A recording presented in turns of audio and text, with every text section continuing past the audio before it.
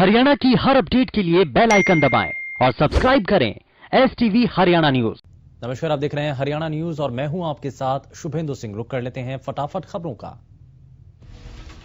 लोहड़ी के मौके पर किसानों ने नए कृषि कानूनों की प्रतियां जलाकर कानून पर अपना विरोध जताया। यमुनानगर के अनाज मंडी के गेट के बाहर किसानों ने कृषि कानून की प्रतियां जलाकर प्रदर्शन किया। किसानों ने कहा कि जब तक कानून वापस नहीं होते तब तक वो दिन रात संघर्ष करेंगे। 26 जनवरी को लाखों ट्रैक्टर लेकर किसान दिल्ली कूच करेंगे। गोलाचिका में किसानों ने लोहड़ी के मौके पर कृषि कानूनों की प्रतियां जलाईं। इस दौरान किसानों ने केंद्र और राज्य सरकार के खिलाफ नारेबाजी की। इस दौरान जेजेपी विधायक ईश्वर सिंह और डेयरी विकास निगम के चेयरमैन रणधीर सिंह की तस्वीर पर किसानों ने जूते चप्पलों की माला पहनाई। गोहाना में भारतीय किसान यूनियन के प्रदेश उपाध्यक्ष के नेतृत्व में किसानों ने तीनों कृषि कानूनों की प्रतियां जलाईं और सरकार के खिलाफ जमकर नारेबाजी की। किसानों ने सरकार से मांग की कि जल्द से जल्द ये तीनों कानून वापस करें, नहीं तो किसानों का आंदोलन और तेज होगा।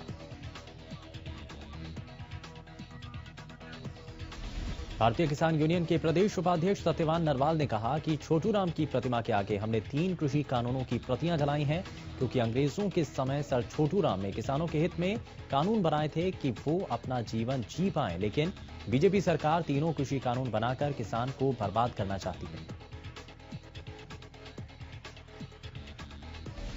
किसानों का कहना है कि सुप्रीम कोर्ट द्वारा 4 सदस्यों की जो कमेटी बनाई गई, उस कमेटी पर हम विश्वास नहीं करते, क्योंकि ये बीजेपी सरकार में रहकर तीनों कृषि कानूनों के हक में फैसला सुनाएंगे। हम किसी भी सूरत में ये फैसला नहीं मानेंगे, पर सरकार से मांग करते हैं कि जल्द कानूनों को वापस करें, नहीं तो आंदोलन तेज होगा।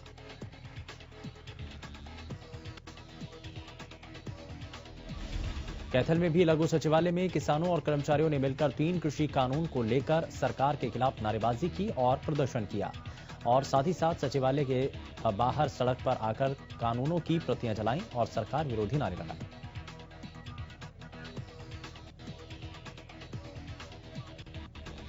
अंबाला में भी कृषि कानूनों को लेकर किसानों ने कृषि कानून की प्रतियां जलाकर विरोध प्रदर्शन किया। किसानों की मांग है कि जब तक तीनों कानूनों को रद्द नहीं किया जाता, तब तक वो अपने आंदोलन को खत्म नहीं करेंगे। इसी के चलते शंभू बॉर्डर पर भाकियों के आंदोलनरत किसानों ने लोहड़ी के त्योहार पर कानून की प्रतियां जलाकर प्रदर्शन किया। किसानों का कहना है कि सुप्रीम कोर्ट द्वारा इन 3 काले कानूनों पर स्टे दिए जाने से वो खुश हैं, लेकिन जो उन द्वारा समिति बनाई गई उनसे किसान खुश नहीं। किसान नेता गुलाब सिंह ने कहा कि लोहड़ी पर्व पर किसानों ने इन 3 कृषि कानूनों की लोहड़ी पूरी तरीके से प्रतियां जलाई हैं। टीकरी बॉर्डर पर किसानों ने लोहड़ी का त्योहार मनाया। इस दौरान किसानों ने कृषि कानूनों की प्रतियां जलाकर सरकार के खिलाफ नारेबाजी की। इस मौके पर भारी संख्या में किसान मौजूद रहे। इस मौके पर किसानों ने एक दूसरे को रेवड़ी और मूंगफली बांटकर लोहड़ी की शुभकामनाएं दी।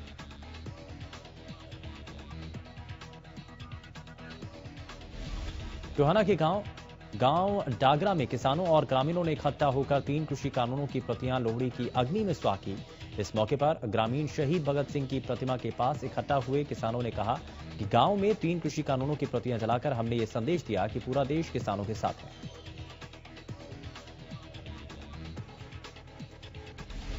भवानीखेड़ा क्षेत्र में किसानों ने तीनों कृषि कानूनों की प्रतियां जलाकर अपना रोष जताया। गांव कुंगड़ के चंदेरा चौक पर अखिल भारतीय किसान सभा के तहसील प्रधान राजेश कामरेड की अध्यक्षता में किसानों ने इकट्ठा होकर तीनों कानूनों की प्रतियां जलाई।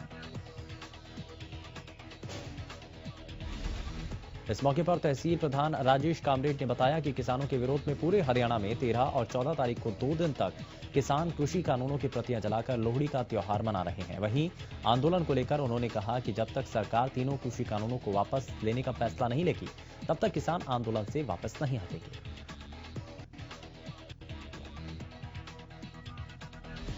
रतिया में कृषि कानून के विरोध में किसानों ने लोहड़ी की अग्नि में कृषि कानून की प्रतियां जलाकर नारेबाजी की।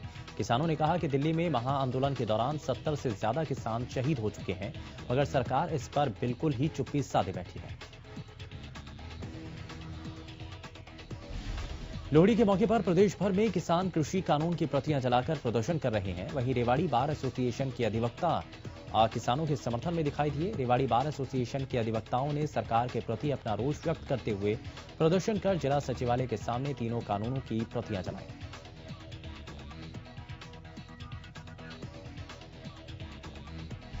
इस दौरान अधिवक्ताओं ने सरकार से मांग की कि ये कानून किसानों के हित में नहीं, जिन्हें सरकार जबरन थोपने की कोशिश कर रही है, जो बिल्कुल भी बर्दाश्त नहीं किया जाएगा।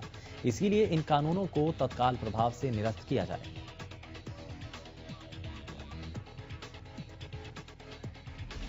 कृषि कानून के विरोध में सिरसा लघु सचिवालय के बाहर कर्मचारियों ने कृषि कानून की प्रतियां जलाकर विरोध प्रदर्शन किया।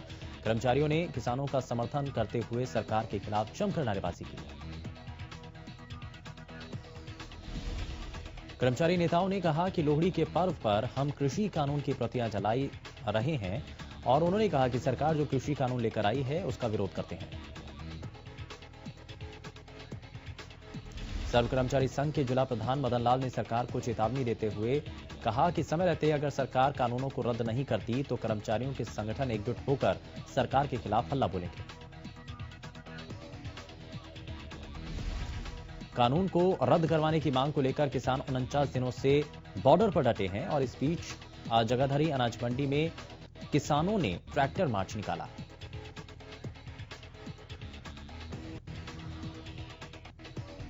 किसानों का कहना है कि बीजेपी के नेता उन्हें नकली किसान बता रहे हैं। उन्हें दिखाने के लिए शांतिपूर्ण तरीके से ये ट्रैक्टर मार्च निकाला है। असली किसान हैं और आज पूरा देश उनके साथ है। इस दौरान उन्होंने कहा कि 26 जनवरी को वो परेड में शामिल होंगे और कानून जब तक रद्द नहीं होते तब तक आंदोलन चलता रहेगा। फतेहाबाद में किसानों ने ट्रैक्टर रैली का आयोजन कर सरकार के खिलाफ अपनी नाराजगी जाहिर की। खंड भट्टू के अलग अलग गांवों में ट्रैक्टर रैली निकाली गई। रैली में सैकड़ों की संख्या में युवा ट्रैक्टर पर सवार होकर सरकार के खिलाफ आवाज बुलंद करते दिखे। किसान नेताओं ने कहा कि इस ट्रैक्टर रैली ने नौजवानों में 3 काले कानूनों के खिलाफ क्रांति लाने का काम किया। इस ट्रैक्टर रैली में जिस तरह हजारों की संख्या में युवा और बुजुर्ग आए, उससे साफ है कि पूरे देश में इन कानूनों के खिलाफ किसानों में काफी गुस्सा है। उन्होंने कहा कि कृषि कानूनों के खिलाफ किसानों की जंग तब तक जारी रहेगी जब तक सरकार तीनों कानून वापस नहीं लेती। किसान आंदोलन का आज 49वां दिन है। कृषि कानूनों को रद्द करने की मांग को लेकर किसान डटे हैं। बढ़ती सर्दी और बारिश के मौसम में कपड़ों के गीला रहने के कारण किसानों में बीमारी का खतरा बढ़ रहा था, जिसके चलते पंजाब से आए किसानों ने प्रेस की व्यवस्था की है। किसानों का कहना है कि खाने के लंगर तो बहुत लगे हैं, लेकिन कपड़े गीले होने के कारण परेशानी आ रही थी, जिसके चलते उन्होंने ये व्यवस्था शुरू की। अब हर रोज किसानों के कपड़ों को प्रेस किया जा रहा है। कृषि कानूनों के खिलाफ चल रहे किसानों के आंदोलन और विरोध को देखते हुए केंद्र और प्रदेश सरकार पूरी तरह से अलर्ट मोड पर है। इसके लिए सरकार ने रणनीति तैयार की है। गृह मंत्री अमित शाह के साथ हुई बैठक में फैसला लिया गया कि जब तक किसान आंदोलन चल रहा है तब तक प्रदेश में कोई सार्वजनिक कार्यक्रम या रैली नहीं की जाएगी। कृपाल गुर्जर ने कहा कि करनाल में हुई घटना के बाद भी गृह मंत्री को जानकारी दी गई। सीएम मनोहर लाल के लिए फैसले से गृह मंत्री संतुष्ट हैं। नेता प्रतिपक्ष और पूर्व मुख्यमंत्री भूपेंद्र सिंह हुड्डा ने कृषि कानूनों पर सरकार को घेरते हुए कहा कि किसानों और कंज्यूमर के हित में कृषि कानून नहीं है। इस दौरान उन्होंने स्पष्ट किया कि कांग्रेस किसानों का नेतृत्व नहीं बल्कि कृषि कानूनों का समर्थन कर रही है। वहीं मानेसर लैंड स्कैम मामले में उन्होंने कहा कि ये केवल राजनीतिक द्वेष है।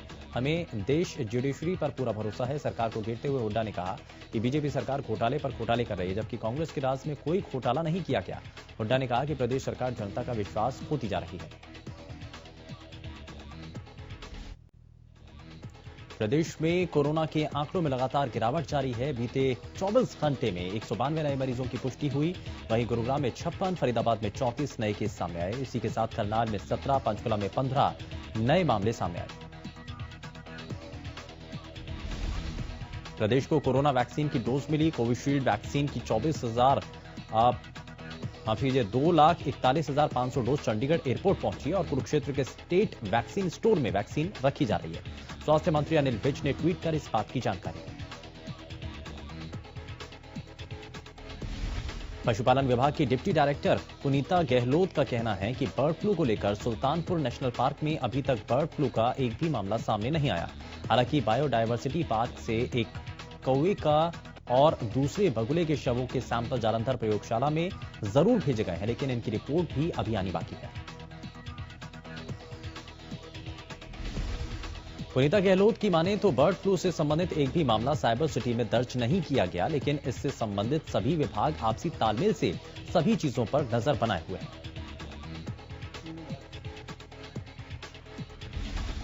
नॉनवेज खाने वालों के दिमाग में बर्ड फ्लू को लेकर के जो भ्रांतियां हैं, उस पर पशुपालन विभाग की डिप्टी डायरेक्टर ने कहा कि चिकन के शौकीन अगर 70 डिग्री टेम्परेचर पर आधे घंटे तक चिकन को पकाकर खाएं तो बर्ड फ्लू का खतरा बिल्कुल खत्म हो जाएगा। वहीं जिले के चीफ मेडिकल ऑफिसर की माने तो बर्ड फ्लू को लेकर जिला स्वास्थ्य विभाग ने फौरी तौर पर तैयारियां की हैं।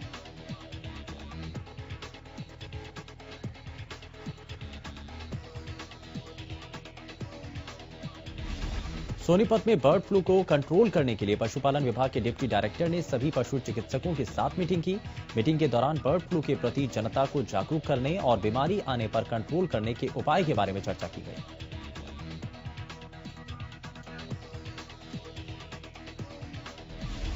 इस दौरान उन्होंने कहा कि सोनीपत में अभी तक इस बीमारी की कोई भी रिपोर्ट नहीं है, फिर भी जिले की हर पशु चिकित्सालय में RRT रैपिड रिस्पांस टीम का गठन कर दिया गया। फिलहाल पोल्ट्री फार्म के मालिकों को भी सूचित किया गया और वो अपने फार्म पर साफ सफाई का विशेष ध्यान रखें, साथ ही बाहर से नए पोल्ट्री स्टॉक को ना लेकर आए।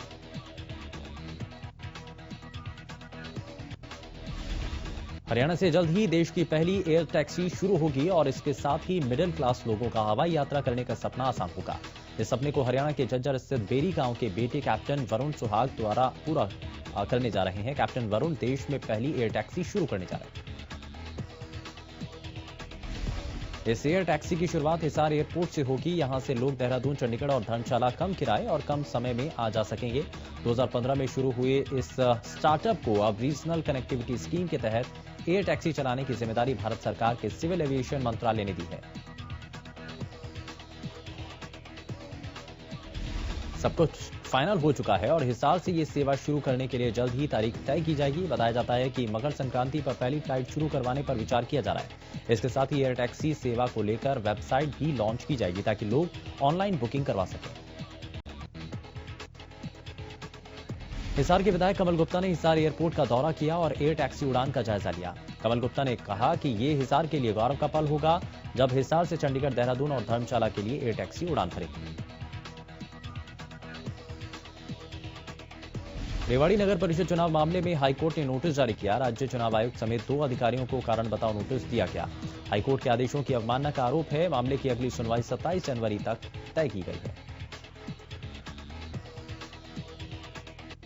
भिवानी में मंगलवार रात चोरों ने 2 जगह चोरी की वारदात को अंजाम दिया। संत कबीर मंदिर से चोर 35 से 40 हजार रुपए लेकर फरार हो गए। वहीं गुरुद्वारे का दान पात्र और मोबाइल लेकर फरार हो गए।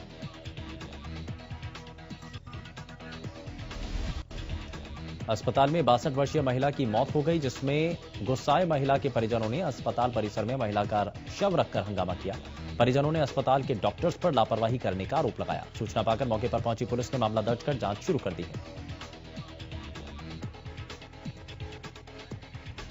सोनीपत में गोहाना रोड बाईपास पर 24 करोड़ रुपए की लागत से बने आरओबी पर बड़ी दरार आई। इसके साथ ही कई सवाल भी खड़े हो रहे हैं। आपको बता दें कि आरओबी का अभी तक उद्घाटन भी नहीं हुआ है। लोगों का कहना है कि आरओबी बनाने में बड़ी लापरवाही बरती गई, जिसकी वजह से यहां बड़ा हादसा हो सकता है।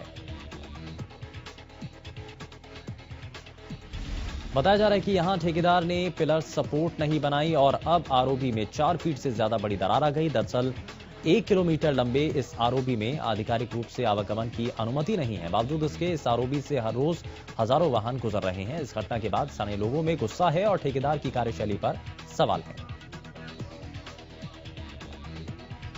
अंबाला की सेंट्रल जेल एक बार फिर से सुर्खियों में है। दरअसल जेल में बंद एक कैदी के परिजनों ने जेल प्रशासन पर आरोप लगाए हैं। जेल कर्मियों ने कैदी के साथ मारपीट की। आरोपों के बाद कैदी को मेडिकल के लिए नागरिक अस्पताल लाया गया।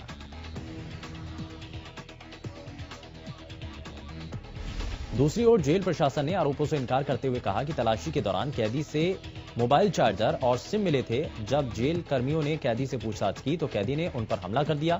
इतना ही नहीं, बीच बचाव के लिए पहुंचे जेल अधीक्षक पर भी हमला कर दिया गया। पलवल पुलिस ने लूटपाट करने वाले एक शातिर अपराधी को गिरफ्तार किया। पुलिस ने आरोपी के कब्जे से लूटी हुई रकम की कुछ राशि को बरामद किया। पुलिस का कहना है कि आरोपी पलवल के चांदहट थाना इलाके में लूटपाट की 4 वारदातों, फरीदाबाद थाना इलाके में 12 वारदातों को अंजाम दे चुका है।